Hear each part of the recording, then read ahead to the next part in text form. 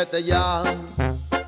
Si no encuentras motivos para seguir conmigo, ¿para qué continuar? Es mejor terminar como amigos que ser como enemigos esperando atacar. Vete si no sientes que mi boca te provoca sensaciones cuando ronda por tus labios. Vete si tu cuerpo no se excita cuando en forma de caricias te recorro con mis manos.